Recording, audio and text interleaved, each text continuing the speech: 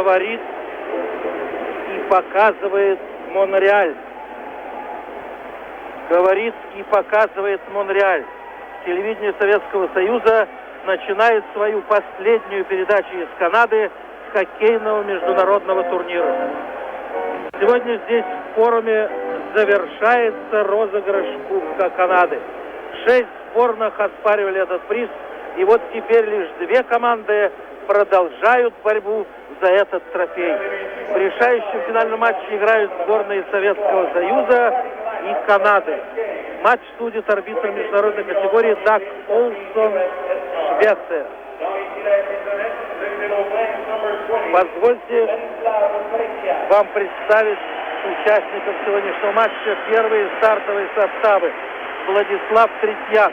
Он хоть и играет под номером 20 в команде, да и в нем во всем мировом хоккее на сегодня он номер 1. Это признают все.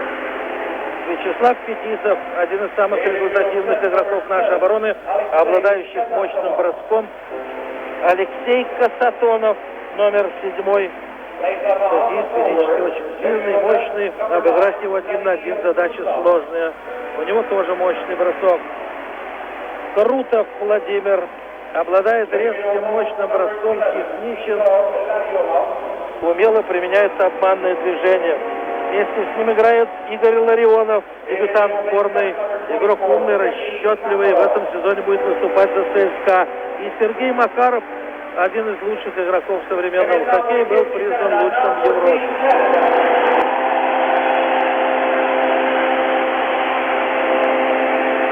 Starting 6 for Team Canada. In the nets, Lenny Middle earned number 1, Mike Leon. Mike Leon, his 6th start in the 7 games Team Canada has played a 2.20 goals against average in the tournament. À la défense, en defense, Lenny Middle 5, number 5, Denis Potvin. Had an excellent game against the United States the other night in the semi-final. The top scoring defenseman for Canada. Number 19, Larry Robinson. Hard to believe, but Larry got his first Canada Cup point Friday night in his 13th game back to 1976. Number 9, Clark Gilly. Well, what a line this has been, the all New York Islander line. There's the left winger, Clark Gillies. Number 20, Brian Trottier. Who has more goals than anybody in the tournament, a total of 8 in 6 games. Et le numéro 22, number 22, Mike Bossy. Вот эта тройка нападающих, стартовый состав. Он, видимо, должен задать тон по замыслу своего тренера, потому что хоккеисты эти быстрые, играть любят на очень высоких скоростях. Итак, сейчас начнется финальный матч розыгрыша Кубка Канады. Конечно, соперники сильны, что там говорить. В сборную входят игроки почти всех ведущих команд. Ее возглавляют опытнейшие мастера, много повидавшие, много поигравшие. Канадцы играют дома, играют на турнире отлично, идут без поражений. Они выиграли 2 раза и у наших игроков в товарищеском матче и в однокруговом предварительном турнире. К этому матчу, и смею вас уверить, сделает все возможное, чтобы выиграть. Конечно, будет тяжело, не все наши спортсмены здоровы, кое-кто не будет играть, и все-таки верю, что сборная Советского Союза сегодня скажет свое слово. Итак, вбрасывание, игра началась. У нас игру начали составы, вы уже познакомились с ними, и канадцы тоже. Задача, видимо, каждой сборной, поставленной тренером, играть почаще в зоне соперника. Вот Робинсон, его атакует Макаров. Робинсон отдает Трутье. Трутье, Больше и Жиль тоже вошли в зону. Вот видите, силовая борьба. Бросок. Бросок поворотом Третьяка совершил Потвин. Еще один бросок. 2 броска поворотом нашего голкипера. Вот Крутову сейчас хороший был пас. Немножко он не рассчитал. И шайба отлетела, видите, даже к вратарю. Но атака продолжается. Вратарь неудачно сыграл. Передача назад. Фетисов. Передача направо. Раньше было, наверное, бросать. Касатонов бросает подальше в сторону ворот. Что-то сейчас как наши промедлены и не бросили. Вот Шепелев забрал шайбу. Вот разбрасывание. Ну что ж, видите, начало довольно боевое. 2 броска были сделаны с поворотом Третьяка. Атаковали наши хоккеисты. Так что все обещает интересную борьбу.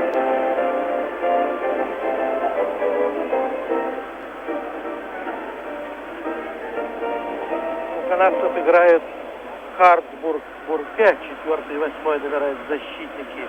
И тройка Лефлер, Грецкий и Дион. Грецкий 99-й, вот Дион шайба. У него идет к воротам.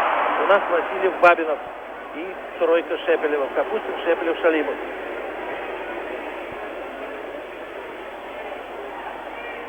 Последние игры удачно действовали Шепелев. Задача еще и успокоить. Сегодня интерес встречи огромный. Билетов нет давно. Форум, вмещающий 20 тысяч зрителей, заполнен до отказа, до предела. Проходов сидят.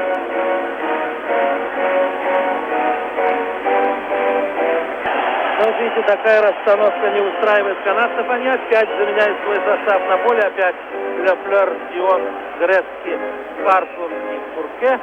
А у нас Васильев, Бабинов и тройка Голикова. Дроздецкий, Голиков, И.Гимаев. Вот Дроздецкий подобрал шайбу. Его преследует Лефлер. Игра переходит в зону хозяев турнира. Листок сбрасывает в финальном матче.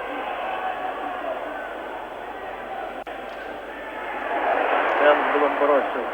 Сейчас еще задача каждого игрока не дать бросить, помешать, поднять этот бросок на себя, помочь голкиперу.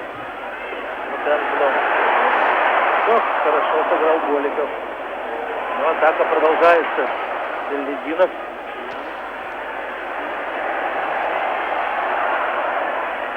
Голиков, передача налево. И.Гимаев.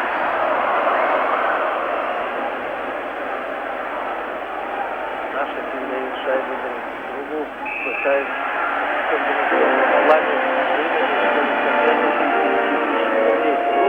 мне кажется, что пока на поле такая нервная обстановка, ну так всегда бывает, когда финал, когда решающий матч, когда решается судьба Кубка.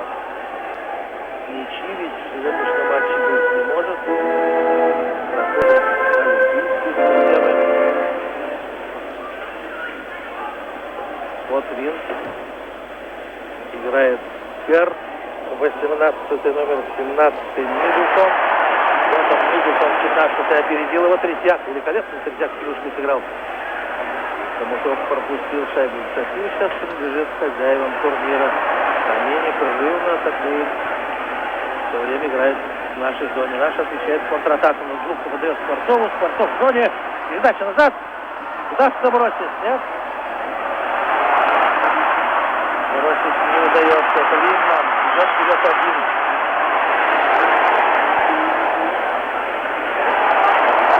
Подождал, когда подоспел Робинсон. Отдал шайбу. Робинсон бросил. Хороший пас. Шлюхтов пошел в зону. Бросок. Правильно, тоже задача. Бросать, бросать, бросать. 16 минут и 14 секунд до первого перерыва. 0-0.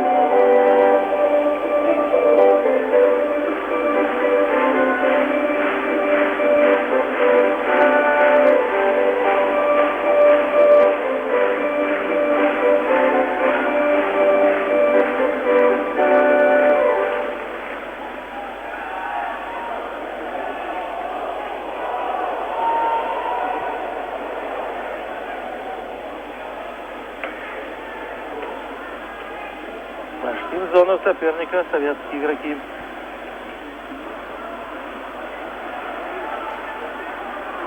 Вот Бросков пока жалко нет шайбу Крутова. Передача к воротам. Нет, Крутов пас. А вот пас шайбу принял Боси. А сейчас Третьяк отдает уже Жилю. Макаров. Вот такую стратегию Макаров просто бросает в зону. Каждый канадский игрок действует против каждого игрока сборной Советского Союза. Так вот по всей площадке. Вот опасный момент. Ларионов, Макаров. Вот броски идут, но только не поворота. Следом подходы тоже перекрыты. Канадцы сейчас помогают своему голкиперу. Игра у борта. Но шайба у наших игроков. Макаров. Передача. Сейчас будет удаление за удар соперника. На 2 минуты. Удаляется защитник сборной Канады Хартбург из Миннесоты и Крутов. Вот такие музыкальные паузы, вы знаете, они рекламы, они как-то охлаждают спортсменов, но вместе с тем дают возможность им отдохнуть. И вот после такого небольшого отдыха, пока хоккеисты, нарушившие правила, находятся на скамейке зрителей, у нас играет Белеридинов, Первухин, И.Гимаев, В.Голиков, у канадцев играет Робинсон, Котвин, Грецкий и Лефлер. Грецкий, главный бомбардир нынешнего турнира. Вдруг интерес, умеет убирать позицию, конечно, опасен перед воротами. И требует к себе внимания. 99-й номер, 20 лет.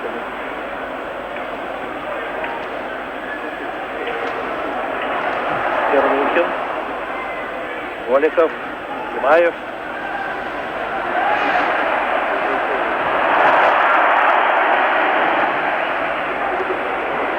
Лефлера, Робинсон, Грецкий. Вот прямо в центр. Все время на обострении, ищет кратчайшие пути ворота. Белеридинов. Старается сыграть как можно четче и без ошибок. Голиков хорошо подоспел, он дал шайбу И.Гимаеву. Впереди Потвин и Робинсон. Бросок в воротам. Рома. И.Гимаев был один, отдать шайбу было некому, и он бросил. И подставлен близко, шайбу улетел от зрителя. Но поступал он верно.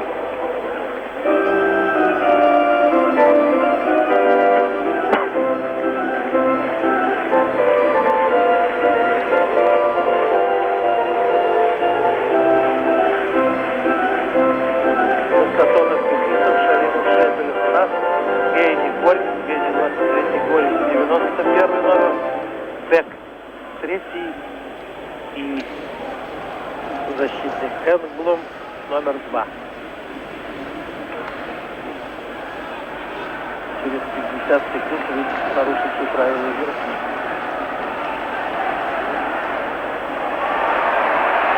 Защитник опасный, да. Очень хорошо отдал шайбу Гейни, а тот не ожидал. Вперед идет Шепелев. Один идет на сближение с соперником. Шалимов бросает воротом. Штанга! Шайба падает в штангу. Хорошо Шепелев оставил Шалимову. Шепелев защитник. Отвлек, атакует. Сборная СССР, хотя шайба в зоне канадской команды. Это Горин. Защитник Бек бросает. Третьяк парирует. Через 5 секунд выйдет Трудов и канадский игрок.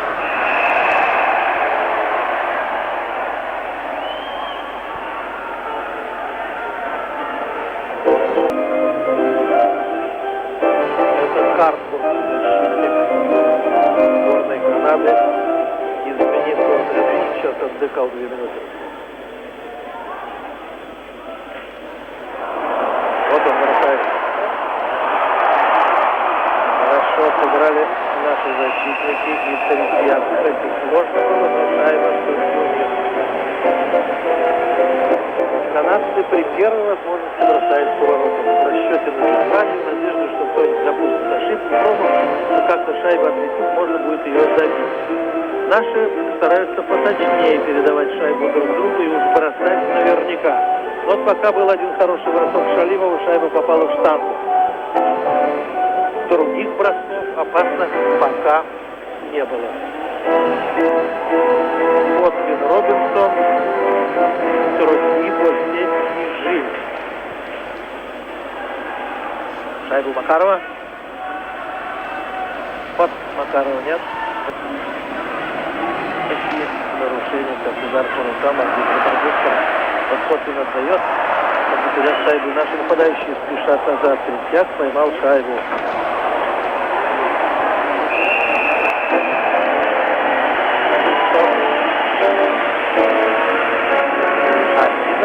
Минут 37 секунд до первого перерыва. 0-0. Это вы видите известного канадского вратаря Драйдена. Он играл в свое время за сборную Канады, за Монреаль в Канаде. Часто выступал во встречах с советскими игроками и хорошего о них мнения. Пятерка Грецки. Прострелы к воротам опасны. Лепляр. И он бросает. Вратарь Третьяк подставил ногу. Пас в мои ворота. Грецки. Опять пас.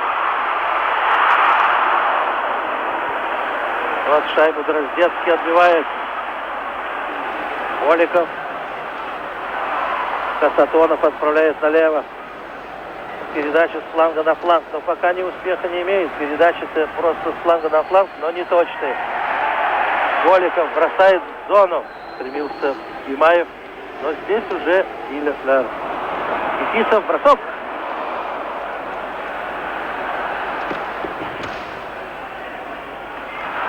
Защитник Энблом, Касатонов, главный бомбардир нашей команды. Не удивляйтесь, да, в списке бомбардиров он на первом месте. Много сделал точных передач. Лефляр. Шайба у вышедшего Гейни. Грецки. Передача. Опасная передача к воротам. Все время на хоккейный пятачок. Вышел Шалимов. Шалимов проходит вперед, выходит в зону. Пас в центр. Здесь у Гимаева не получился ни бросок. Он был прикрыт. Гейни. Пошел в зону. В одиночку пробиться не может. Следует пас. Но вот видите, уже наша команда владеет шайбой. Быстрый темп и, конечно, очень много отдано сил предыдущим играм.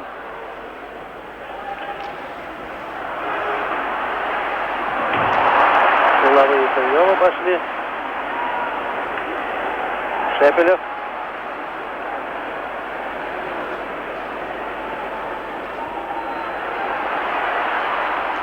Хорошие передачи, но в зону входить нельзя, поэтому Шалимов отдает шайбу назад. Капустин применил силовой прием довольно удачно. 9 минут 17 секунд до первого перерыва. 0-0. У нас играет Хомутов, Жлуктов, Скворцов, Беллидинов, Первухин. У канадцев Робинсон, Потвин, сильнейшие пара защитников. Гер, Линдман и Миддлтон.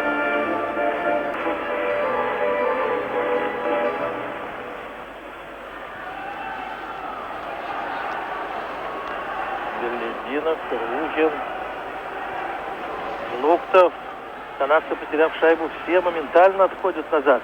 И успевают это делать. Отходят и все пятеро все здесь в зоне. Это Потвин. Шайба была после Линдмана, он выбрал позицию в центре. Видите, все время силовые приемы встречают наших хоккеистов. Вот Миддлтон выходит с воротом. Третьяк выходит из ворот и отбивает шайбу. Шайбу подхватывает Жлуктов, отдает Скворцову. Здесь же Хомутов. Гер отбивает шайбу. Хоккеисты в каждом отрезке стараются действовать предельно быстро, во всяком случае не жалея сил, чтобы именно сейчас как-то опередить соперника, создать где-нибудь численное превосходство на участке поля с тем, чтобы добиться цели. 8 минут 33 секунды до первого перерыва. Пока 0-0. Фетисов, Касатонов, Макаров, Ларионов, Крутов против Бека и Энсблома и тройки Боси, Тротье, Жиль. Вот, видимо, тренер Скотти Боумана такая расстановка устраивает. Против ларионовской пятерки должны играть вот Боси, Тротье, Жиль. Так надо понять. Против техничных, быстрых, вот такие жесткие, мощные хоккеисты, предпочитающие силовую борьбу. Бросок воротом, шайба у Третьяка. Вот видите, борьба за шайбу в нашей зоне. Ларионов, Крутов пошли в зону и пас. Уже шайба обратно.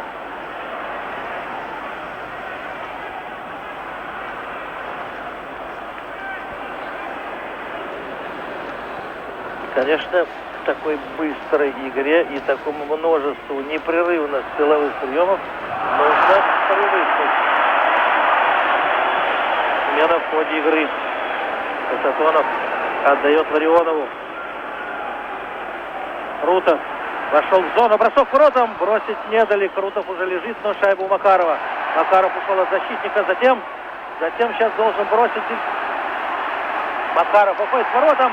Как красиво обошел стольких игроков, но бросить ему не дали. И сейчас судья удалит на 2 минуты канадского игрока. Сейчас Макаров действительно блеснул целый. Просто и опять защитник, 4-й номер из Миннесоты, Харсбург.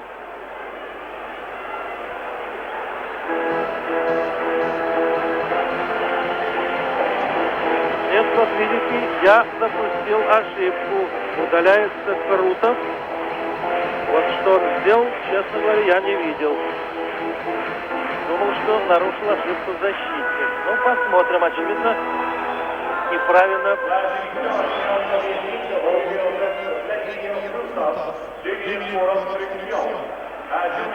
Крутов, блокировка соперников.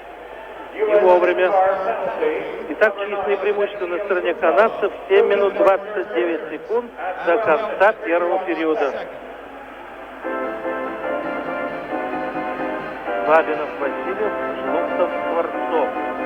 Против Грецки, Миддлтона, Лефлера, Диона и Потвина. 4 нападающих. Вот Миддлтон вышел к воротам. Грецки, Лефлер, Третьяк отбил.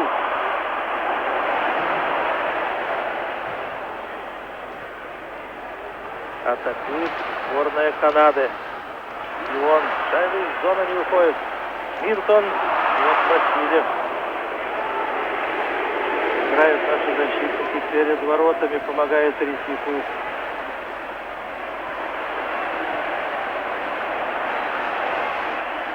Хорошо, Васильев отбил шайбу Бабинова, следует пас вперед.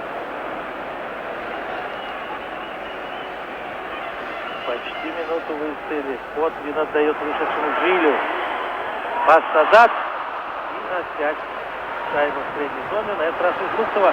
Луктов идет один к воротам. Бросок. Промах. Жалко. Хороший был момент. Сейчас будет еще одно удаление на 2 минуты. Удаляется уже игрок сборной Канады. И он.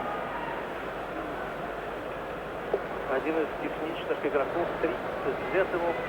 Любители спорта его знают, участвовал в чемпионатах мира. На одном из них даже был лучшим игроком. Техничный, но и много забивает. Говорят, что он организатор атак, что он дирижер, много забивает. Это тренер Форума. Рассматривает на секундомер 50 Крутов. Тогда будет численное преимущество на стороне сборной СССР. А пока по 4 полевых игрока. Шепелев, Шалимов, Белединов, Первухин против Бурке, Хатбурга, Тротье и Боси.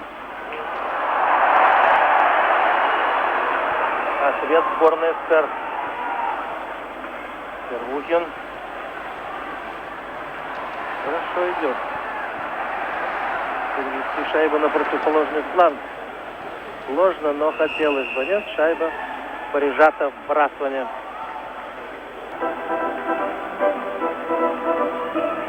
Важно выиграть вбрасывание. Вбрасывание чаще выигрывают канадцы.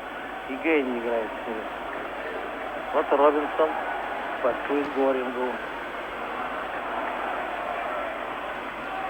Горинг идет вперед. Но ушел назад. Не думаю, что канадцы боялись играть вчетвером. Просто решили действовать наверняка. В полном составе сборной Советского Союза вышел Крутов.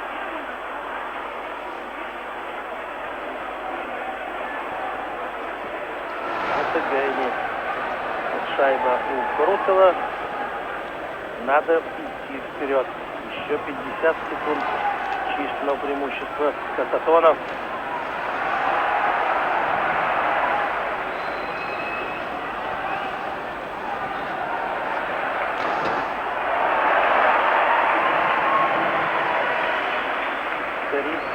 Секунд до выхода канадца.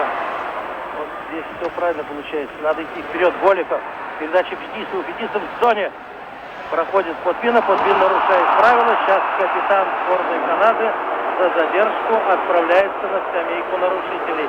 В течение 19 секунд канадцы будут играть втроем, а через 19 секунд, значит, у них будет уже 4 полевых игрока.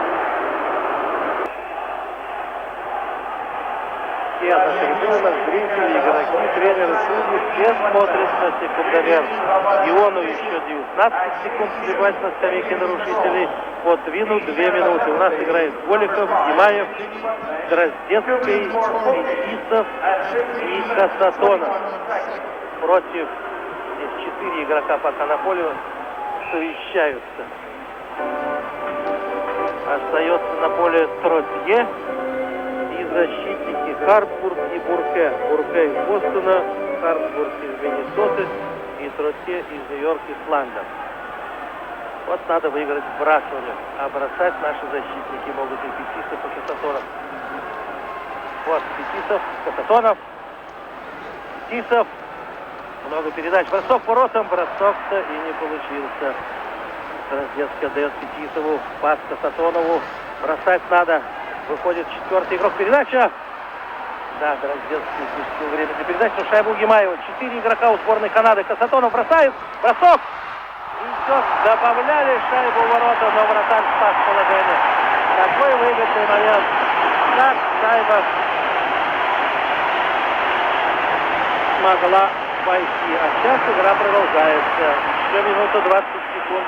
Прибывать Подвину на скамейке нарушителей. 4 игрока сборной Канады. Робинсон.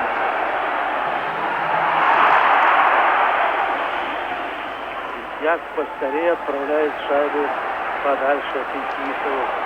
Гейнет. Ворин отходит назад. Бекли, Робинсон. Шепелев. Шепелев идет вперед, оставляет бросок воротам. Бросал Дроздецкий. Вот видите, с какой силой, с какой страстью бросился Гейни на Шепелева. Вот видите, сражаются и сейчас. Я бы сейчас еще тоже не удалил в одного канадца Робинсона. Нервничают хозяева турнира. 3 минуты до перерыва. 0-0. Еще 25 секунд. Чистое преимущество будет на стороне сборной СССР. Вот точные передачи вводит на нет усилий всех игроков. Шайба прижата к борту. Это сделал Робинсон.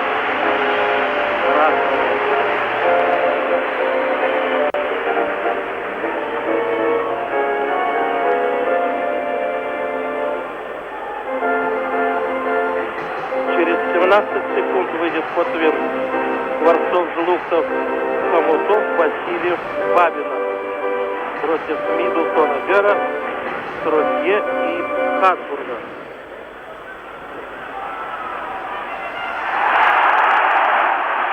Сейчас будет удален наш игрок на 2 минуты.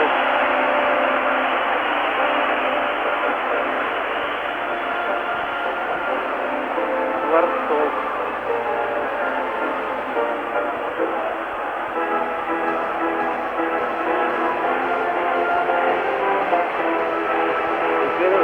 Настала пора нашим игрокам-тренерам и тем, кто волнуется за сборную Советского Союза, смотреть на секундомер. 2 минуты 49 секунд до перерыва. Через 10 секунд уже канадцы будут иметь чистое преимущество. У нас играет Макаров, Желуктов, Васильев, Бабинов, Грецкий, Лефлер, Хартбург и Бурке.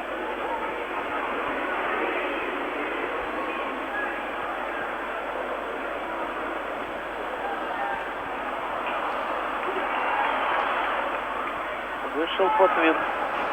Хозяева турнира в полном составе. Заменяют своих игроков. Вышел и он. И вот сейчас полная своя пятерка двинулась в направлении Третьяка.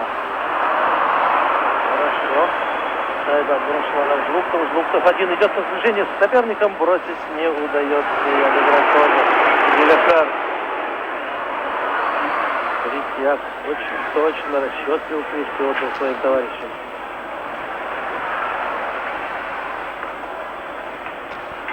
И он пройти трудно. Здесь вся четверка встречает канадскую сборную. И он все-таки вошел. Затем шайбу у него забрали и выбросили в среднюю зону. 55 секунд до выхода Скворцова. Бурке, защитник, попытался пройти вперед. Вот он, 8-й номер. Резко бросает Третьяк. Это Дион. Передача. Бросить Лефлера не позволили. Лефлер, шайба у него. Бабинов. И вот Макаров отправляет шайбу через зоны. Через 30 секунд выйдет Скворцов. Вышел Шепелев, Шалимов. Наши тоже успели сделать смену. Это Тротье. Тротье вошел в зону сборной Советского Союза.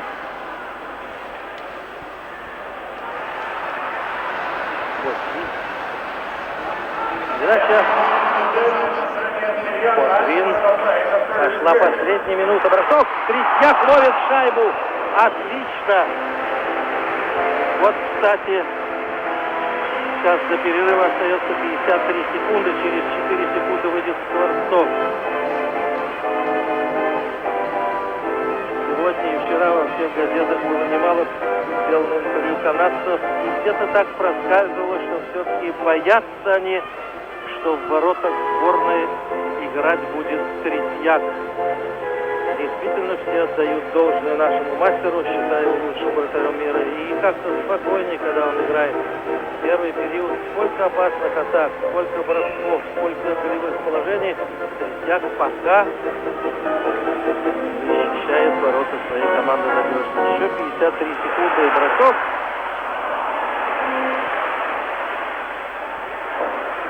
Бросок вышел Скворцов.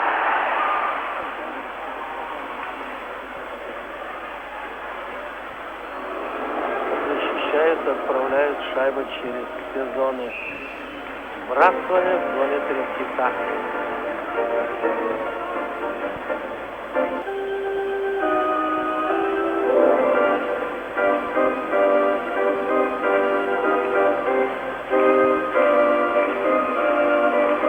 Первая треть матча прошла в напряженной борьбе. 23 секунды. Боуман решил, что будет лучше, если будет играть Горецкий, Дион, Лефлер, Робинсон и Потвин, так сказать, 5 сильнейших. Вот чувствует позицию и бросает в ворота. Третьяк, аплодисменты вратарю. Молодец. Просто молодец. И как канадцы бросились на добивание в надежде, что сейчас отлетит шайба. Посмотрите еще раз. Вот последовал бросок Потвина. Третьяк отбил. Шайба отлетела. И все бросаются туда. Ну, дальше. Дальше ворота все-таки защищены. Еще 18 секунд. Задача сдержать натиск. Сейчас не дать. Хозяин первенству бросит точно по воротам. Все, бросок. Хорошо принял эту шайбу на себя Трудов. Шайба у него. через 4 секунды будет сирена. Этим и можно объяснить такой дальний бросок. Сирена, сыгран первый период. 0-0. Перерыв.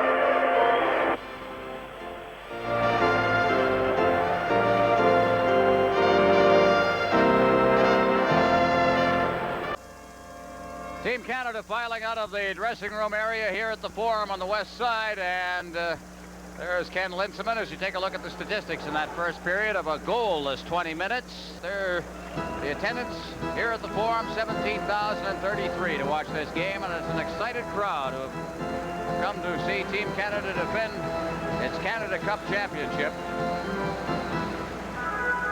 Shots on goal in that period, as we mentioned, 12-4. Mike Bossy had 3 of the 12 shots. Rick Middleton had 2. And there's Vladislav Tretьяк.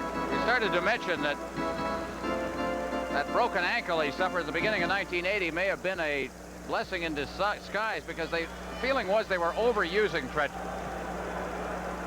And he's a lot fresher for these tournaments. Face-off, and back to Potvin in his own zone. Potvin around behind the net. Both teams playing at full strength as Potvin slides in to the boards under the checking of Krutov, and a face-off. While the Soviets going in deep, Krutov going in to do the forechecking. The other winger is taking the man against the boards, and the center is playing high. Again, they've started the cautious type of forechecking, looking for Team Canada to give up the puck deep inside their own zone. Set for the face-off. Trottier against Larionov. On the face-off, Robinson. Robinson straight up ice. Bossy, great pass, and Bossy's through the defense. Around Fetisov now trying to get set, and Fetisov did a good job as he stayed right with him. Now Bossy to Trottier. Trottier trying to get it to Gillies, intercepted by Fetisov, but he can't get it out as Potvin rattles it off the boards. Fetisov behind the net. Back there is Kazanov to the far side. And out at center ice now, the Soviets. Krutov trying to get that pass. Now Makarov over the line. Great stick handler as he goes into the corner after it. Trottier on top of him. Potvin. Potvin being checked. Loose at the side of the net. And flipped into the corner. Gillies behind the net for Robinson. Robinson off the boards for Gillies. At center ice, tracking it down is Kасатонов. Kасatонov with a long shot that would have missed the net. Leaves it for Robinson. Robinson ahead. For Gare, Dion at center ice and down over the line. He shoots it, and it's gloved by Tretьяк, and he holds on. Well, a nice tricky little move there by Marcel Dion. He looked like he was going to pass. It looked like he was going to pass, then pull it in. Pulled the defender for the Soviet Union and then ripped the shot that Tretьяk was able to stop. It was a little high. It just looks as if he's going to pass, cuts across off the line. We don't see the little deke. Rips the shot. Tretьяk is able to glove it. Marcel Dion facing off against Shepelev from the face-off. Soviets control, and it's cleared right onto the stick of Gretzky. Out to center ice, and Shepelev, number 21, to the line. Bork on top of him, playing the man as Lafleur goes into the corner. Kapustin on top of Shepelev moving in as well as the puck is poked away, and Gretzky feathers a pass out for Hartsburg at center ice. He shoots it into the corner on this side. Dion breaking in. Babanov picks it off. Clears it to the line and out to center ice, and Hartsburg is there. Hartsburg waiting for Dion to get onside. Dion picks it up as it stayed outside the line. Bork, Lafleur over for Hartsburg. Hartsburg trying to get it to Gretzky, breaking down the right side. Lafleur kicks it in over the line. The shot, and it went right behind Tretьяк and out the other side. Now here's Gretzky. Gretzky to Dion. Dion in for Gretzky, and Gretzky slid it across for Lafleur, who missed it. Now at center ice, it's Shalimov. Shalimov over the line. Shalimov tied up at the defense, and here comes Gretzky along with Duque. Gretzky to the line. Gretzky trying to get it in front. Hartsburg in deep as well. Gainey picks it up at center ice. Wasn't able to control it. At center ice now, here come the Soviets once again. Over the line is Brozhetsky. He stopped. It's out at center ice again, and racing back into his own zone is Vilyaletdinov. Vilyaletdinov behind the net, starting out. He fed it blindly out over center ice. Down over the line, Gimaev out in front. The pass for V.Golikov. Now they try to clear it in front again. Duque digging in against the boards after it. He's checked on the play. It's shot out to center ice. Vilyaletdinov, Brozhetsky shooting it in. Beck going after it behind the net. Beck just poking it past the forechecking. Now moving in is Goring. He passes for Engblom to Gainey at center ice. Gainey with Engblom. Down over the line. Gainey stops up. Rolls it in front. Goring in front. They shoot in. It's low by Tretьяк. Oh, Tretьяk with a tremendous save. Just great passing and a terrific stop by Tretьяk. Bob Gainey stopped, throws it over to Butch Goring. Butch Goring's at the difficult angle, but he throws it to, of all people, Brian Engblom, the defenseman, who has moved right up and sliding across. Tretьяk is able to stop it. The puck almost rolls over top of him into the net.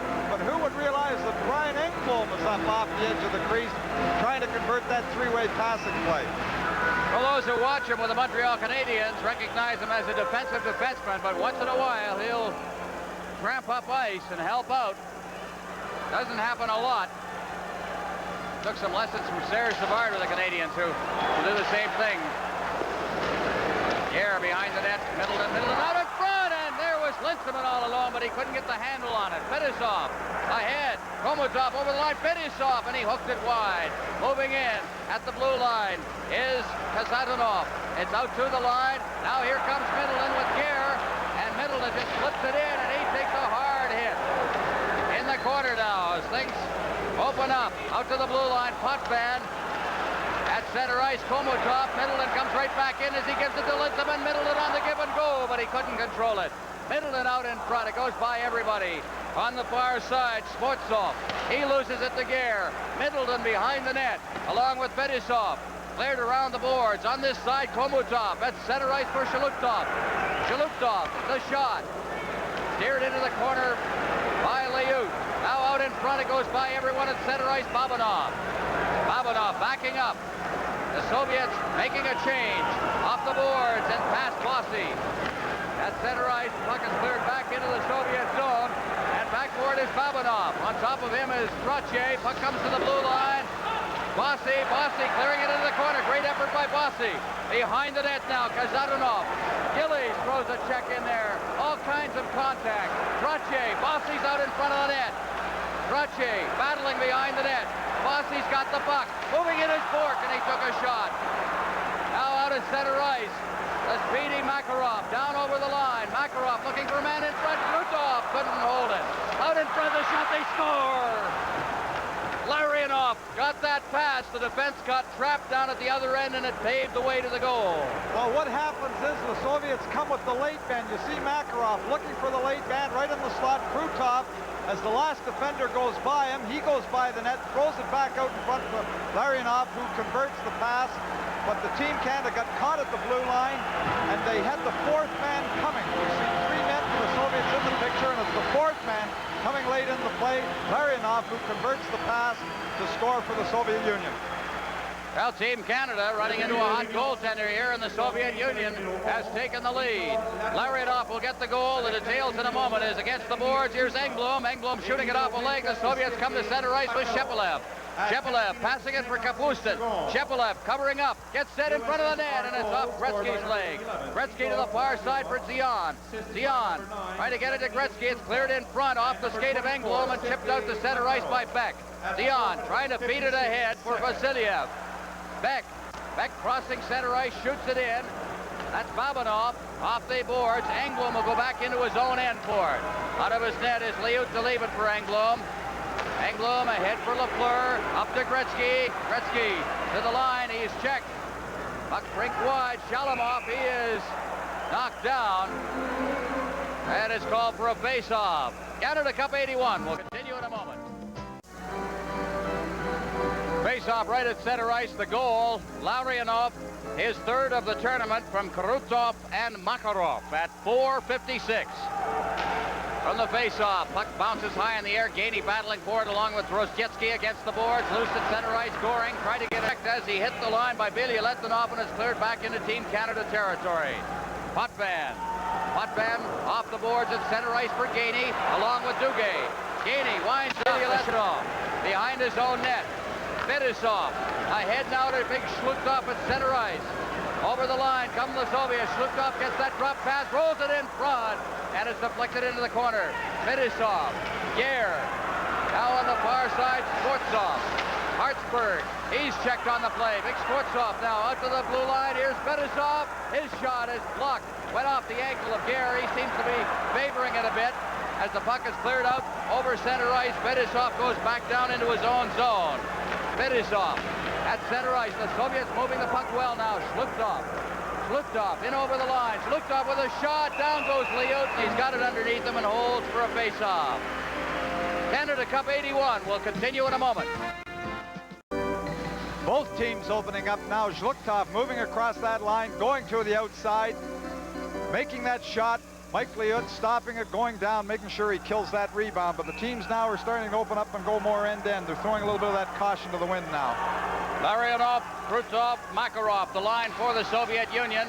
Krutov in against the boards with Potvin. Potvin controls Robinson to Gillies. Gillies tries to get it out. Now he battles along the boards and it's kept in. Cleared along the blue line and out to center ice. Babanov, number 4, rigged wide. Gillies tracking it down and he hammers it off the boards and down into the Soviet zone. Trotché's in deep. Trotché to Bossy. Watch Gillies out in front. Scores!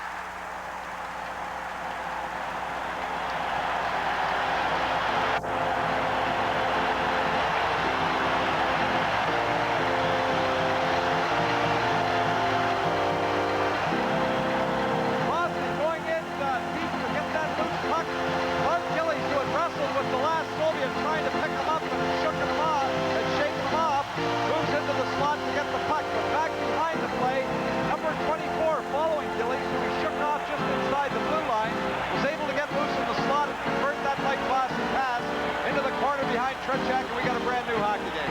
1-1. Gillies from Bossy and Trottier at 8:02. Canada had to get that one quickly, get it back if they can.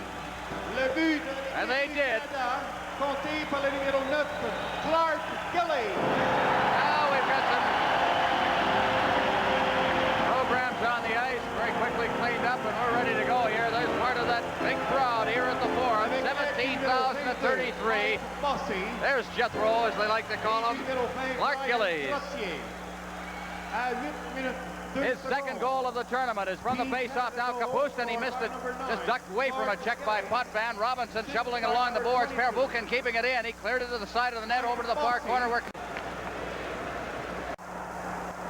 From the face-off, Trotier's got it against the boards. He clears it behind the net. Out in front, there's Bossy with a chance, and he shot it on the net, and it's cleared down by the defense. Robinson going back. Shalamov's on top of him, and Robinson touches it, and it's called for the face-off. And that's the 6th time the Soviets have iced the puck in the game. Canada in control in that department. They have not iced the puck at all. Well, Trottier just banked that puck off the edge of the net, and it took that odd bounce. It hit the angle behind the net and came right back out in front for Bossy to get the opportunity, but he put that puck just off the back of the net. That'll let, as you look at Fetisov, Vyacheslav Fetisov has a history of back trouble with this team, but has done a good job in this tournament. Well, I don't know what caused the back trouble, but I can tell you one thing. In the 3 short years since he was a junior, he has been on some kind of strength training program. Face off to the left of the Team Canada net. That's Barry Beck behind the net. Beck now feeding it off on the right side. At center ice, Engblom moving that puck, and he shoots it in. Digging in after it is Gainey. Gainey hooked behind the net, and Duguay tried to get it out in front. It's still loose out in front of the net. Finally, the Soviets cover up as Big Shaluptov behind his net, starting out, is hooked away from him as Goring is doing a great forechecking job. Now Babanov behind his net, over to the far side, and it's cleared down the ice by Skvortsov. Engblom back to touch it, icing, and a face-off down in the Soviet end. Когда мы приезжаем в Канаду, мы любим хорошо поесть. Бифштексы, молочные коктейли, канадский бекон. А еще мы едим много орехов Плантерс. Мы, русские, любим их за то, что они вкусные, хрустят. И особенно за то, что они свежие. Орехи Плантерс мы едим их в Канаде. Но их придумали в России, не правда ли? Видишь, изобретено в России. Trottier, correct that. That's Linseman out there. Along with Middleton, who's going to take the draw now, and Gare. Here's Robinson. Robinson wristing it down in front. Down goes Gare. Puck is loose inside the zone. Middleton to Robinson. His shot deflected in front as Middleton was cutting through the goal mouth area. Now out in front again. And the Soviets will try to bring it away. Krutov at center ice. Getting it ahead to Larionov. Linseman against the boards on the far side. Filyaletdinov is checked. Back in over the line comes Makarov. Makarov cutting in front of the net. The loose puck is pushed away by Potvin. Perbukin moving in. Back out to the blue line. Filyaletdinov with a shot. The kick save there by Liut. Against the boards with the Soviets applying pressure. Krutov. Krutov checked by Robinson. Middleton is there. Middleton up the left side. Tried to flip it ahead for Linseman. He's got it. Clears it to the line. Offside as Middleton went in against the boards and was dumped as he hit the line. It'll be called for a face-off outside the blue line of the Soviets. Well, we were talking about the strength of Fedosov, but how did you like the strength on Makarov? I mean, dynamite comes in small packages. That little guy went to the outside on Larry Robinson, held him off with one arm, and just got in front of that net. He wasn't able to get a good shot, but he went to the outside and just shoveled the puck in front of the net, and the rebound cleared by Team Canada. Makarov from Chelyabinsk in the Soviet Union, transferred twice, once to Dynamo, where he played with the Golikov brothers, and now with the Central Red Army as he does his military duty in the Soviet Union. Shalamov over the line now, drop pass. Kazanov moving in, his shot, and he whistled it just wide. Good wrist shot. Now Bossy in there. Fedosov behind the net. Trottier hammers him. It's loose in front. They score! Rolled in front, and I believe Shepelev scored it, as Mike Liut just simply didn't see it. Well, the defenseman again moving up for the Soviets. Fedosov that comes behind the net. The defenseman going all the way behind, shoveling it up out in front. Shepelev just throws an innocent backhand, but there's so much traffic in front of Mike Liut, he can't see it. But the defenseman moving right up again. There we see all the people in front of the net. Shepelev just gets the backhand on the stick and shovels it, but Mike Liut can't see it early enough before the puck goes behind him. So I believe it. Shepelev will get the goal. Fedosov will get an assist, and the Soviets lead 2-1. Bork from the face-off. That's Guy Lafleur down over the line along with Gretzky. Gretzky digging into the corner after the puck. He clears to the side of the net, and there's Dion. Dion with Engblom going in, and the shot was right on. Engblom then gets it, gives it to Gretzky behind the net. Lafleur coasting around in front of the net. Gretzky at the side of the net, can't reach it back. Here's a 2-on-1 out at center ice. Grozdiecki going down over the line. He's checked from behind by Beck. And Team Canada covers up as Golikov gets it, but is pushed back out to center ice. Perbukin with Gretzky on top of him. Lafleur's got it. Lafleur clearing it in all the way to Tretjak. Now Vasiliev. Ahead for Sportsov. Gainey's there. Gainey couldn't control it. Komutov's over the line. He makes a couple of good moves inside the line. Komutov cutting for the net. Shoots it to the side of the net, and Gainey is there. Gainey clearing it down the ice. Perbukin will go back, and it won't reach the line as Perbukin clears it behind the net. There's Filyaletdinov, and Gainey in forechecking. Gainey clears it to the side of the net. Goring, Duguay after it against the far boards. Robinson keeping it in. Behind the net for Goring, and it hopped over his stick. Gainey going in after it. Along the boards, Komutov at center ice. And Potvin missed a check on Big Shlutov. Along the boards and down into the Soviet end, Perbukin. There'll be no icing here as Goring goes into forecheck. Perbukin on the far side for Filyaletdinov. It's stolen. Down goes Goring. Puck is loose inside the zone, now cleared out, and Robinson has it to Middleton. Gare can't reach it. Krutov. He goes over the line. Potvin. But Krutov, number 9 for the Soviets, in doing some forechecking, but Robinson takes over. Robinson ahead for Middleton. Shlutov to Middleton. He's checked, but Robinson trailing on the play goes in deep. And it is called for an offside. 13 minutes, 46 seconds gone in the second period. The Soviets leading 2-1. Their goal scored by Shepelev and Larionov. Gillies has scored for Canada. Larry Robinson. Play is starting to go end-to-end, and both teams are trying to score goals a little harder and not quite as cautious as they were earlier in the hockey game. Soviets out shooting Canada 8-7 in this period now as Fedosov. There's it to the wing. Krutov Out at center ice for Makarov, covering up now. Over the line is Kazanov. There's it in front of the net on the short side. Liut just stood in there. Now having trouble controlling it is Hartsburg along for Gare. Gare to Linseman. Larionov moves in. Fedosov clears it in front and Bork. Wheels around, clears it out to center ice for Middleton, who just relays it down towards Linseman. Taken by Makarov. Here comes Middleton to the line. Middleton, and he's knocked down by Fedosov. Bork going in. Gare is there. And the puck is cleared out to center ice and down into the Team Canada end. Hartsburg. Hartsburg behind his own net. Canada making a change. Gillies gets it. Gillies can't get it out of the zone. Kapustin, his quick shot. Blocked by Liut. Bork has it. Bork off the glass. Gillies at center ice. He can't control it. Shepelev still in the center ice area. Kapustin. Vasiliev. Vasiliev trying to get a rink wide. Does. It's a great pass. Gillies in front of the net. Now the shot. And he just shot it wide. Rutov in there, and he takes a good bumping. Now the shot deflected wide of the net. Over there is Shalamov. Shalamov trying to get it out to the point. Down goes Gillies on the play. Lots of bumping going on right now as the puck is deep inside the Team Canada own. Shepelev trying to clear it out in front. Loose in front, and is backhanded wide by Shalamov. Now Gillies. There's going to be a penalty to Hartsburg, who is playing without a stick. Hartsburg not too happy, lost the stick. Everybody was running around deep in the Team Canada zone. They were running around, not able to control the puck. Everybody was out of position. Hartsburg, in losing his stick, is forced to go after the player without him, grabbing around the neck, pulling him down, and he has the holding Penalty, number 4, Craig Hartsburg, 2 minutes for holding at 15 minutes, 23 seconds. It's interesting, Scotty Bone was just looking down. You couldn't see it on your screen, but he was checking his watch. He's got a stopwatch now, which more North American coaches are doing, a la Coach Tikhonov of the Soviet Union.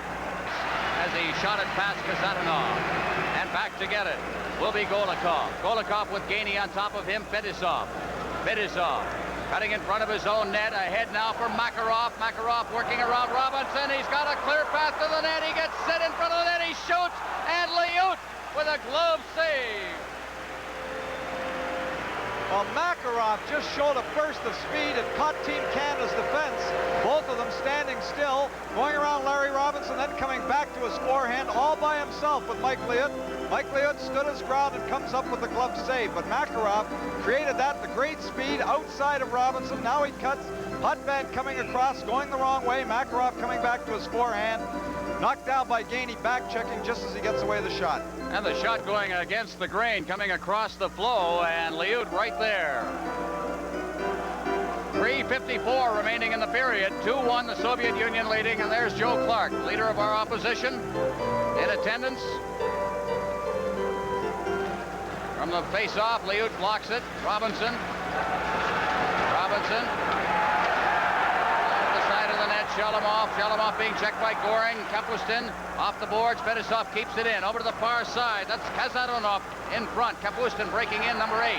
Kapustin working along the boards. He's got Fedosov at the point, but he'll look for somebody in front. The shot, they score! Shepelev picking the top right-hand corner, and the Soviets on a power play have gone ahead 3-1. An old-style type power play. When you play the box zone, they just put one man in the middle of the box. Shepelev there gets the quick shot away to get the 3-1 lead. But it's not a very complicated power play. This is where power plays really began. They're using the page out of our own book. Throw it right into the middle to Shepelev, who's standing in the middle of the zone. And you should be trying to sag and prevent that puck from being in the middle of the zone. There was no screen. There was no overload. Just standing right in the middle of the box. The pass came through. 5th goal of the tournament for Shepelev is from the face-off, now back inside the Team Canada zone. Canada now will have to regroup. Long lead pass off the stick of Dion and up into the penalty timekeeper's bench, and we'll have a face-off. Gretzky facing off against Shaluptov.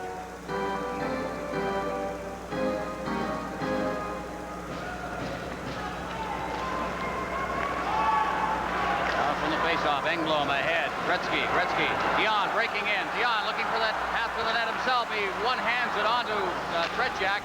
Cleared out to Engblom, keeps it in, rolls it wide of the net. And it's jammed in against the boards by Tretjak, in against the netting behind him, and it's held for a face-off. Canada Cup 81 will continue in a moment. So the face-off will be to Tretьяк's left. Dion will take the draw, as he has done so often. Gretzky suffering an elbow injury, and he wins that draw, and it's Bork off the boards. Dion with the puck behind him, didn't see it. He was looking for his check. Now it's Sportsov at center ice. Sportsov clearing it in. Bork's right there, and off the boards, back out to center ice. Soviet, Shlukov, trying to bring it in. Komatov. Now Lafleur up the right side. Lafleur over the line. Lafleur cutting for the net. Lafleur out in front, and Dion fanned on it. Shlukov at center ice, and Lafleur comes back to make the check on him. Gets it again. Now Lafleur back for Bork. Bork out at center ice as Lafleur starts to really skate here. Over the line, here comes Lafleur with Dion. Dion's got the puck. Dion's over the line. Dion dropping it off. Lafleur cruising in front of the net, and it rolls into the corner. Lafleur in there, along with Per Buchan. Dion moves in, and it'll be held in the corner for a face-off. Second intermission coming up, and here's Bernie Pascal with a preview. Face-off to the left of Tretьяк. Trottier, Bossy. Bossy gets it back. Potvin got it to the point. The shot, a screen shot. Whistle right by the ear of Gillies, who is parked out in front of that net. Here come the Soviets once again with Larionov at center ice. Larionov trying to get through. Robinson stood right in there. And Potvin comes back to pick up the loose puck. Long lead pass. Here's Trottier breaking in. Per Buchan trying to get set. Trottier falls, rolled in front of the net. And a shot, a rebound. And it's loose in front of the net. And everybody falls on top of it. Per Buchan there, and the crowd calling for a penalty as somebody grabbed the puck right in front of the goal crease. Well, in the crease grabbing the puck, for any other man except the goaltender, it's a penalty shot, and that's what the crowd was yelling about. Although I believe it was the defenseman that jumped on it. We're going to get a look at it as it comes. The shot by Bossy in front of the net. Gillies just failing to get the puck over. It hits Billy Adinov there, and he jumps on it in front. If he holds it inside the crease, it's a penalty shot. If the goaltender holds it, of course, it's just killing the play. But you see him going down one, then being down two, trying to catch the Soviets. After Canada outshot the Soviets 12-4 in a scoreless first period, the Soviets have outshot Canada 13-9 here in the second period. Trottier will take the draw against Golikov. Now Gillies in there. And some encroachment in the circle by E.Gimaiev. Off, and the puck is batted out to center ice. Robinson after it along with Drozdetsky. He fights off Drozdetsky's check. Robinson at center ice, standing away at it. It's cleared back into the Team Canada end, and Potvin. Potvin with 1:15 remaining in the period to Trottier. He overskates it as he tried to take it on his backhand. Here's Robinson out at center ice. Ahead, right onto the stick of Bedisov. Bossy breaks in over the line. Bossy getting set. The shot, it's right on. And it's blocked at the short side. Potvin hammering it in behind the net for Bossy. In the final minute of play now as Bossy goes down, it's loose in front. The shot right on. Did he score? No. And now we've got some pushing and shoving in front of the net involving Trottier and Bedisov. And another big save made by Vladislav Tretьяк. That's just frustration. That was the one that was to go in. The good opportunity by Bossy early when he ripped the shot, but getting the puck right out in front of the net. Trottier just scooped there. He has a quick shot coming down to make the stop. Tretьяk, that was the one that Team Canada wanted to get back in the hockey game here late in the second period. That's the one that should have gone in. A little frustration, then everybody pushing in the crease later. Just scooping it out in front. The quick shot by Trottier, but he fails to score. Left hand by Trottier put Bedisov right into the net. So we'll have a face-off in the Soviet end, another important one. 53 seconds remaining in the period. How Canada would like to get a goal here. L'Union soviétique au numéro 2, Vyacheslav Fetisov. And the two of them are going off. Canada au numéro 9, Clark Gillies. 2 minutes chacun pour Rudess. À 19 minutes. Prime Minister Pierre Elliott Trudeau watching this one. To USSR. Double penalties being handed out now as from the face-off. Shepelev's got it at center ice. Shepelev ducking around it. Checked there by Bork, but he goes down as he's checked from behind. Puck rolls all the way into Liut off Hartsburg's stick, and Lafleur with 35 seconds remaining. Here comes Lafleur at center ice. Lafleur flipping it in, digging in is Bork. Bork now back to the point for Hartsburg. Hartsburg, the shot, it bounces right in, it's loose, and it's cleared out to center ice. A broken stick there by Shalamov, and it's down into the Team Canada zone with 17 seconds left, and icing And the face-off with 15 seconds left will be in Soviet territory. Smart play by Mike Liut. He came out to try and tap that puck. He was going to give it to his defenseman to turn it back up. And then he read the icing call and let Craig Hartsburg come back, so he's going to get it all the way back to the far end anyway. Hopefully Team Canada can win the draw deep inside the Soviet zone. They're going to let Gretzky take the draw here, at least at this moment. Very important face-off again. With 15 seconds remaining, Shlutov will face off for the Soviets. How Team Canada lines up here. 4 skaters to 4. The shorthanded situation as Gillies and Fetisov are in the penalty box for roughing at 1907. 15 seconds left in the second period. Lafleur golfing it to the side of the net. Lafleur gets it again. Lafleur battling Pervukin. It's loose inside the zone. Trottier, Pervukin ahead. At center ice now for Skvortsov. Skvortsov is ridden in against the boards, and that'll be the period. So the Soviet Union outscore Canada in the second period 3-1. That is the score. The Soviets outshot Canada in that period. And after 2 periods of play, Soviets 3, Canada 1. We'll be back with the second intermission in a moment. Well, the pressure's on those two fellas, Vladislav Tretьяк and Mike Liut. The third period of the deciding game of the Canada Cup. The Soviets leading by a 3-1 margin. 2 goals by Shipylev. Face-off at center ice, and from the face-off, it's down into Team Canada territory. Potvin having trouble under the forechecking of Makarov. The puck is behind the net, and Robinson has got it. Robinson trying to get loose. Now here comes Potvin. Potvin forced back under the forechecking of Krutov. Robinson taking the pass off the boards. At center ice, Robinson. Each team playing a man short as Robinson hits the line, drops it back for Trottier. Throws it in front. It's high in the air, loose in front. And Pervukin managed to get it behind the net. Makarov, he's slammed against the boards. The puck ended up in the corner. Ilya Letinov, Gretzky forechecking. Gretzky behind the net. It's fed off into the corner, cleared out over center ice. Here's the race for the puck. Is down over the line comes Shepylev. Shepylev has 2 goals, throws it in front. The shot is wide as Kapustin took that shot. Kapustin behind the net, battling for it. It's out in front, and Lafleur's got it. Lafleur, it's checked away from him by Shepylev. Over for Makarov. Makarov with a good move. Shepylev, the shot, he scores! Shepylev with his 3rd goal of the game. And the Soviets lead 4-1. Makarov and Shepylev again. Makarov was the one who made all the good moves, kept the hold of the puck, made the great little move. Then the pass coming across to Shepylev. Shepylev just shoots that puck as quickly as he can. A little bit of a screen in front of Mike Liut.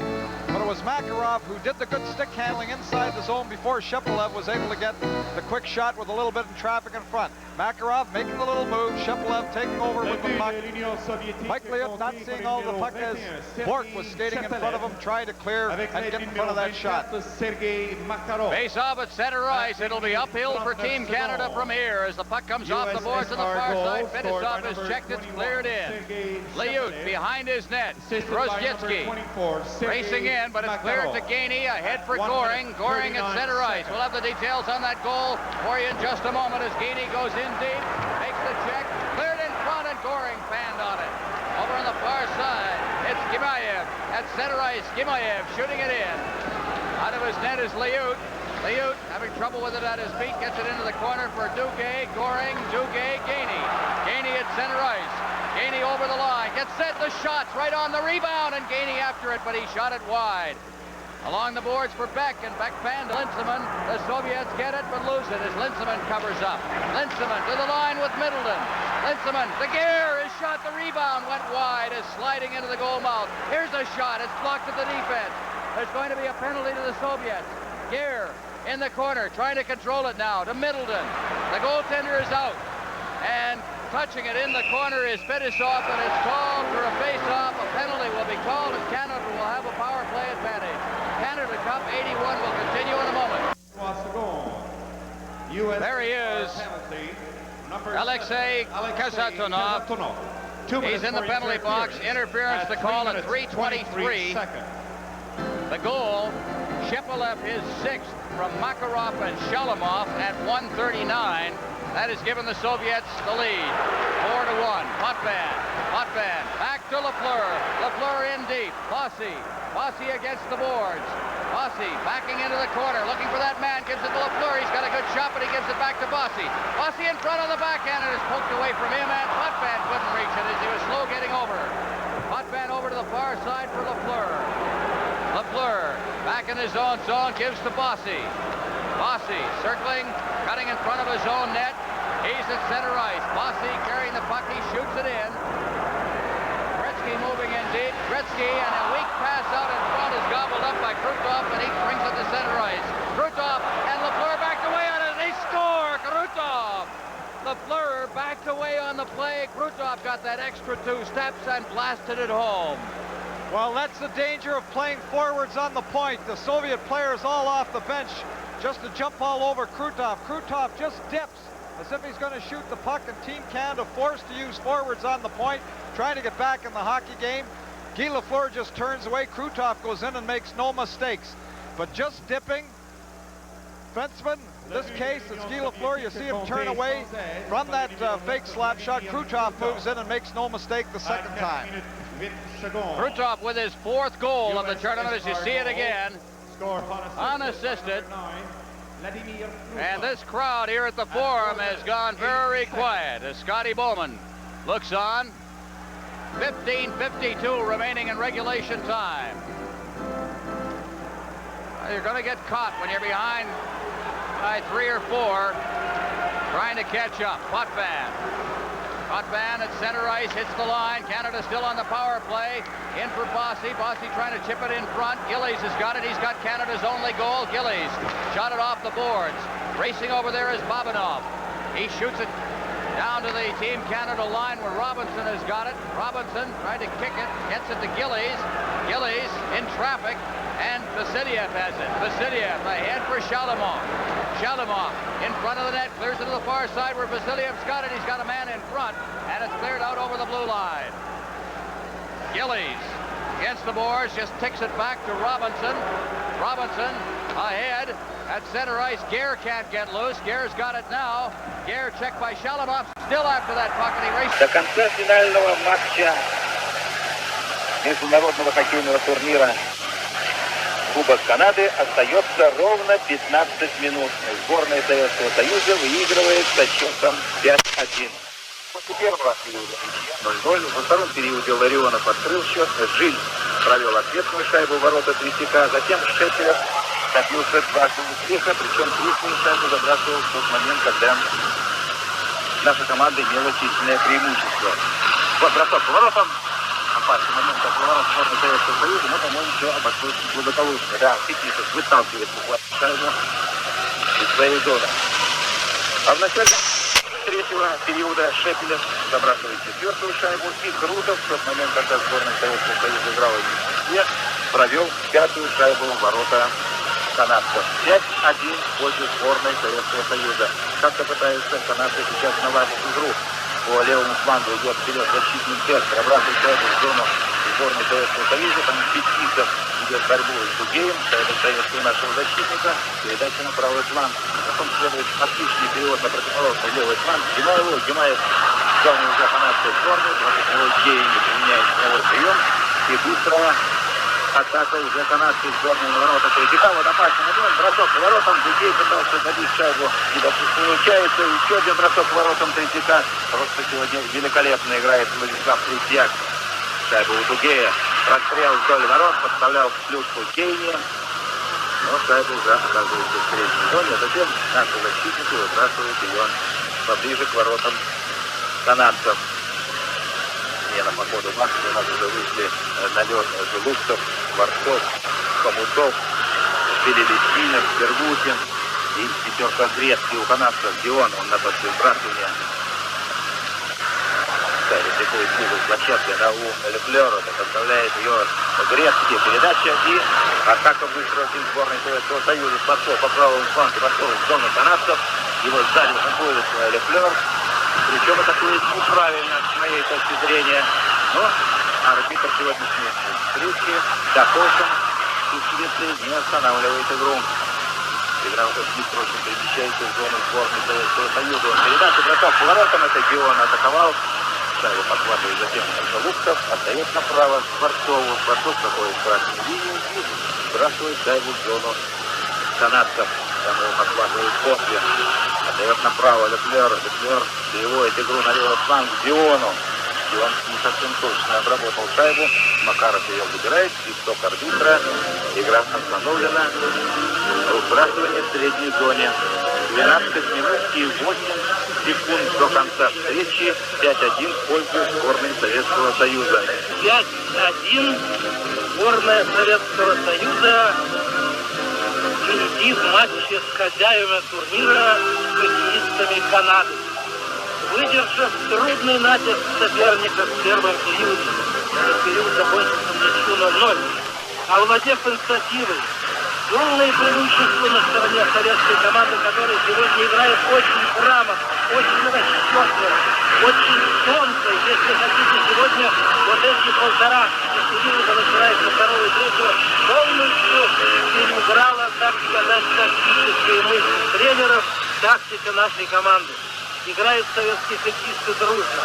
Наши телезрители видят, что они играют не только дружно, играют самоотверженно, играют полной отдачей сил. Но главное, не спешат, не торопятся. Есть, конечно, и ошибки, но 5 шайб забить в ворота команды Канады, а здесь буквально не было человека, который даже предполагал, что может так сложиться финальный матч за Кубок Канады. 5-1. Во втором периоде Игорь Ларионов открыл счет, Жиль сравнял. 1-1. А затем Сергей Шепелев дважды добивается успеха. В третьем периоде Сергей Шепелев проводит свою третью шайбу, а всего четвертую 4-1 и Крутов 5-1. Попытки канадцев изменить ход борьбы на поле ни к чему не приводят. Аплодирует тренер Скотти Бауман своим хоккеистам, пытаясь их воодушевить на борьбу. Канадцы идут, лезут в ворот, вот бросок, блестяще играет Третьяк, дружно защищаются наши хоккеисты. Опасное положение следует, вот сейчас Горин и Перутин, шайба отброшена в сторону. Вот в силовой борьбе шайба пытается выбросить из зоны, канадцы бросают против Третьяка. Шайба попадает в штангу, атака продолжается. И вот Жиль вышел. Быстрый темп, канадцы взвинтили темп, Жиль проходит в ворота, пас туда, до хоккейный бедачок, все бросок, но здесь уже Друзья, здесь Бабинов, Голиков, шайба прижата к корту, нет, свистка не дают, игра продолжается, Касатонов удаляется на 2 минуты за то, что прижал шайбу к корту, опять, как сказал, никого не было, нет, на каждого, он волновался и призывал всех держаться и сражаться дальше. Вот и сейчас хочется сказать, уже не 7,5 минут, а уже 9 минут 22, уже по 3,5 минуты, можно сказать, остается на каждого. Важно выдержать этот матч. 5-1 сборная Советского Союза выигрывает у команды Канады, которая до сегодняшнего дня не знала здесь на турнире поражения. Вот сейчас советские хоккеисты играют в меньшинстве. Шайбу Жлуктов подбрасывает ее подальше. Скворцов, Жлуктов, Касатонов и Фетисов против Жиля, Друзья, Боси. Защитников здесь 4-й нападающий Дион, который организует атаку. Канадцы идут вперед. Входит Друзья в зоне. Пас Диону, бросок, воротом, право. Шайба летит к Жилю. Жиль пасует за ворота. Сильнейший бросок. Фетисовой шайба летит куда? Подальше к вратарю сборной Канады. Играть и так защищаться можно еще минута 23 секунды до выхода Белединова.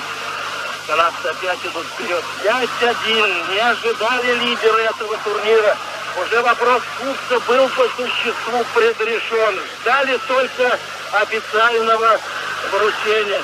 Ну что ж, подождем и мы. Это будет приятный момент. Вот сейчас Дион бросает поворотом. Нет, разыгрывают в нашем, так сказать, стиле доверного. Шайбу Диона, бросок воротом, шайба проходит мимо. Здесь Жиль бросает, шайба идет уже к зрителям на трибуны. 8 минут и 14 секунд до конца игры. 5-1, советские спортсмены впереди.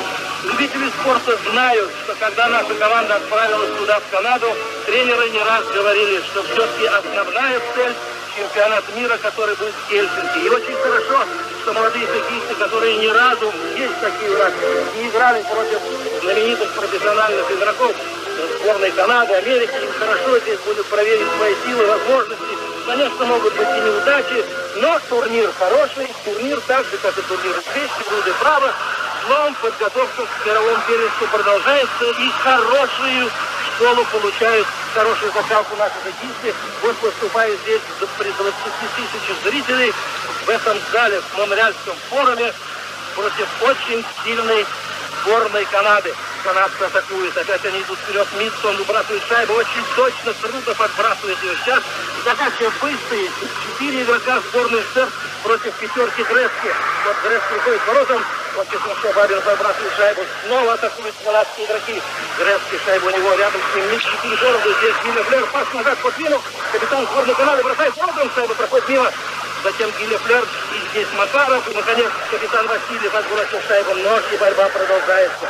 Атакуют канадские игроки, Галл ревет, буквально призывая своих спортсменов атаковать. Вот и появился Белелединов, численное преимущество реализовать удалось, и контратака сборной Советского Союза. Вот Белелединов, вот Грецкий, опять подскочил шайбу. 7 минут до конца матча. Передача Лефлера, Бабинов принял бросок на себя, опять атакует. Продолжается атака. Во что бы то ни стало изменить счет встречи. 5-1 сборная Советского Союза выигрывает у Канады. Согласитесь, друзья, что, наверное, большинство из вас, когда наша команда потерпела здесь поражение от сборной Канады с таким крупным счетом, не только расстроились, но и, видимо, считали, что вот ошибка, канадцы сильнее. Наверное, так думали. И вместе с тем поставьте себя на положение тренеров. Много игроков было больных. И надо было проверить молодых игроков. Когда же их проверять, как вот в матче с таким сильным соперником? На что они способны? Узнать их возможности. Поэтому дали возможность некоторым отдохнуть. А главное, в воротах не было Владислава Третьяка, жемчужины нашего хоккея. Боялись канадцы, давали интервью перед матчем о том, что Третьяк многое может сделать. Да, он многое сделал. Он и его товарищи. Бросок воротам. Опять касается напрасно. Там арбитр зажег красный свет, поторопился. Шайба в ворота не прошла. Только можно было ожидать. Но там забыл судья, что стоит Третьяк. Шайба отбрасывается на Шалимова. Шалим подает Капустину. Капустин проходит красную линию. Затем здесь уже 5 игроков канадцев. Но время сейчас союзник нашей сборной. Атакует Жиль. Бросить не удалось. Жиль обычно играет в обороне. Сейчас он лезет вперед, помогая Буси. А вот хороший выход Шепелев, Капустин, передача. Шайбу Капустина бросать было неудобно. 6 минут и 17 секунд. Шалимов бросает. Защитники Бекстон отбрасывают шайбу. И Эмблом. Да, сегодня очень интересный, очень трудный для соперников матч. Но трудный не только для нашей сборной, но и для канадцев. Вот опять атака сборной Советского Союза. Сейчас Кингланд будет удален на 2 минуты.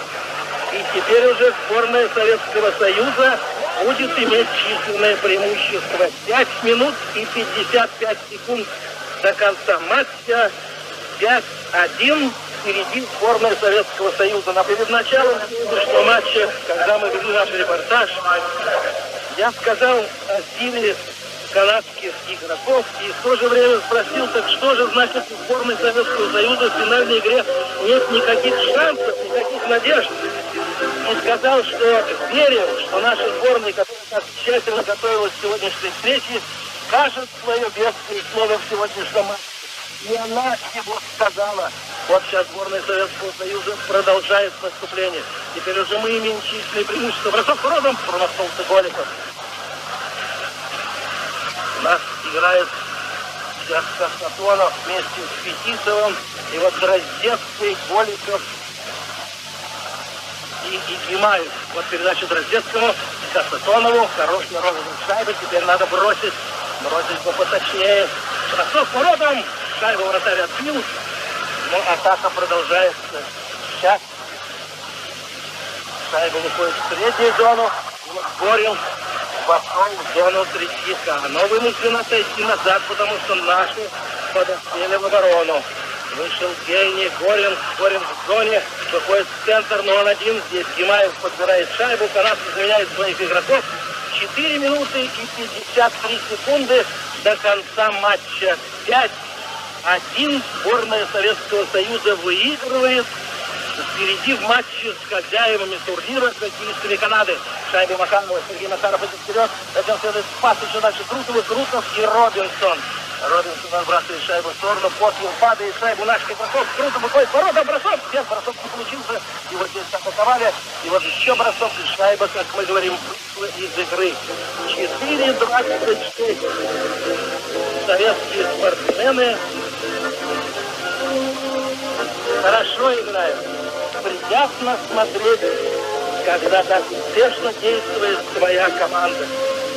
Да, я был свидетелем, когда сборная Советского Союза в 1972 году развеяла миф о непобедимости канадских профессионалов. Как в течение всего матча в новогоднюю ночь знаменитый Монреаль Канадин штурмовала ворота ЦСКА, но только могла добиться ничейного исхода. Был репортаж, и когда в Нью-Йорке сборная Советского Союза, проиграв первый матч, с трудом выиграла второй, и сокрушила в решающую сборную всех звезд НХЛ, выиграв Кубок вызова. И вот сегодня 4 минуты остается до конца. 1-1, бросок. Гол! 6-1. Сборная Советского Союза побеждает сборную Канады. 6-1. Вот это реванш. Вот это ответ, так сказать, белым на тот проигрыш в предварительном турнире. Да, расчетливая тактика, очень верно составлена.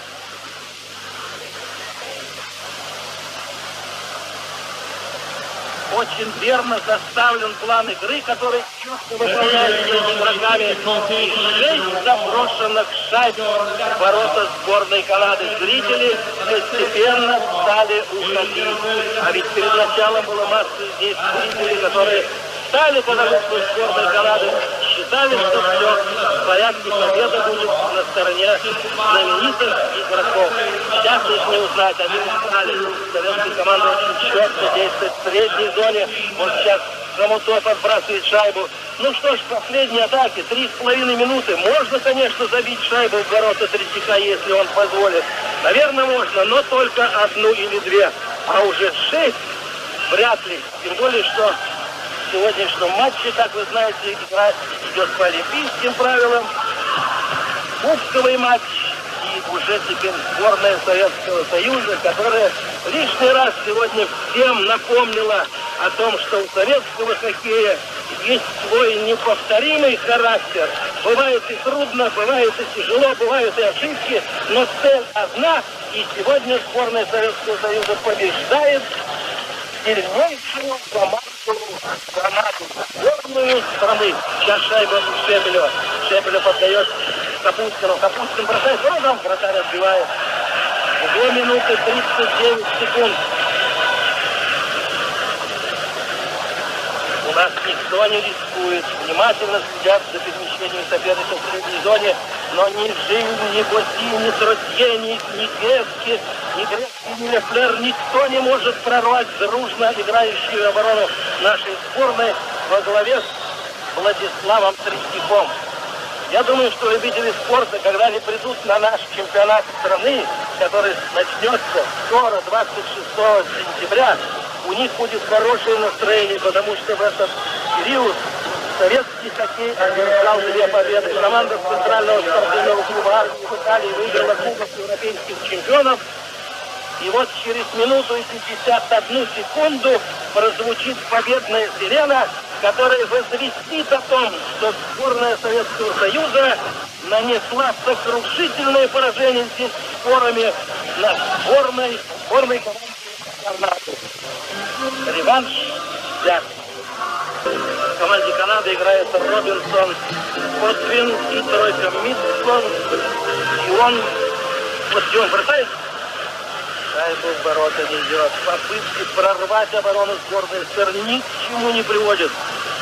Бросков было много. Больше, чем бросали наши. 27 раз бросали бросок.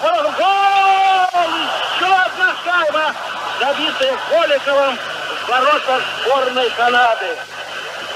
Да, Голиков 7-1. 7-1. Такого разгрома, впрочем, нет.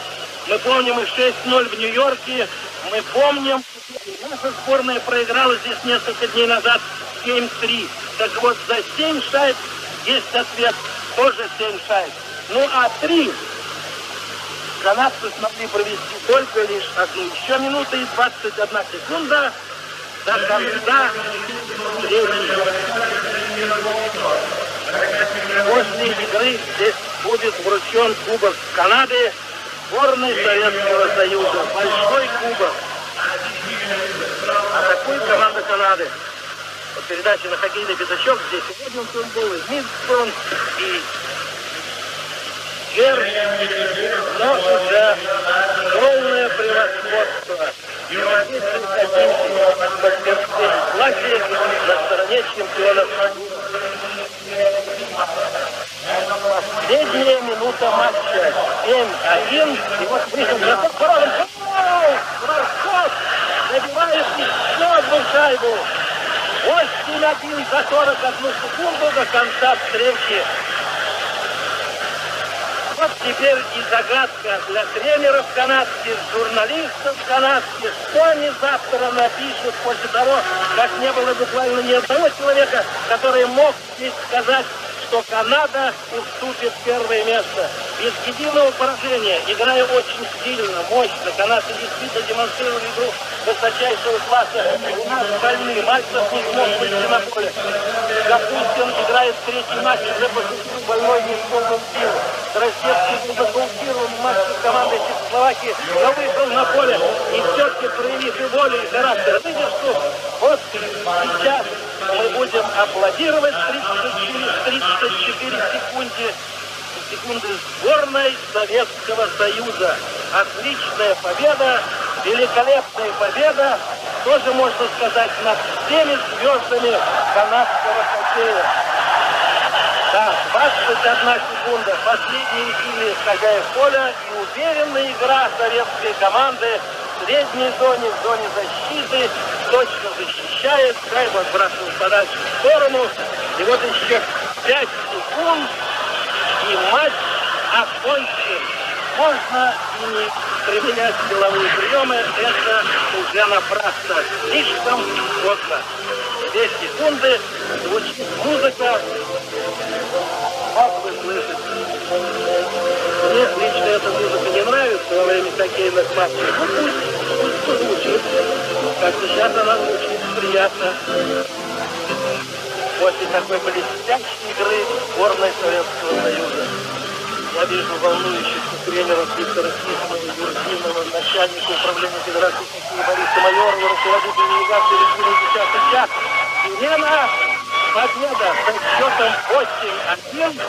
Сборная Советского Союза нанесла поражение хоккеистам Канады и завоевала Кубок Канады. Вот они победители, вот они ликующие хоккеисты сборной Советского Союза. Появились уже корреспонденты. Ну что ж, можно аплодировать, можно поздравлять. Goal in the game, Canada 27, the Soviets 26. In that final period, Canada only had 4 shots. It was 8-4 in the final period. But I'll tell you something, they had an awful lot of action around that Soviet net, and perhaps the fact that they couldn't capitalize, couldn't put the shots on the net in that period was as much a difference as anything. Well, after the third goal, the power play goal by Shepelev when he was in front of the net, after that goal, Team Canada was forced to do a lot of things that they might normally do, and you can't do that with the Soviets. If you press down from the blue line, you get caught with the third forward in, you do things that aren't great defensive plays, trying to get back in the hockey game.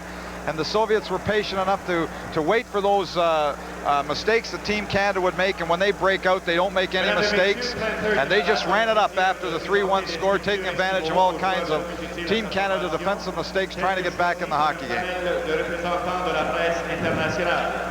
Ladies and gentlemen, planters and Labatt's are pleased to present Inuit soapstones carvings to the most valuable player from each team, as selected by a panel of international media representatives.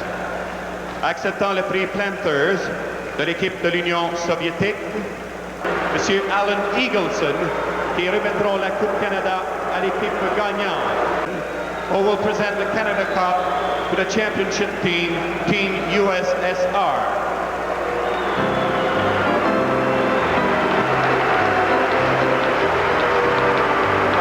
question is, will they be able to lift it over their heads? The solid nickel Canada Cup. Soviet players will think that the reward is another weight to increase their strength for the next tournament rather than taking the cup home.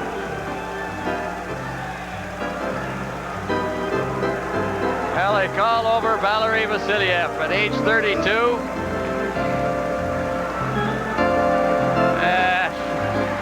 Prime Minister handled it very well.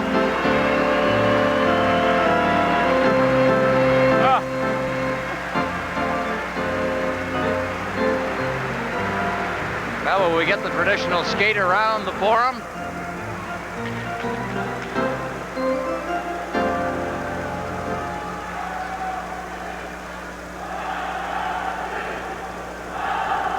Vasiliev has been, well, a veteran of the 1972 series, as a matter of fact.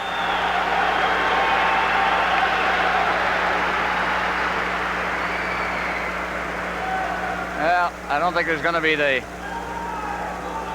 Well, the Soviet Union were beaten twice by Canada, first in the exhibition series and then in the regular round. But Canada got behind, had to open it up, and could not come back. As we get now the anthem of the Soviet Union, the winners of the Canada Cup '81.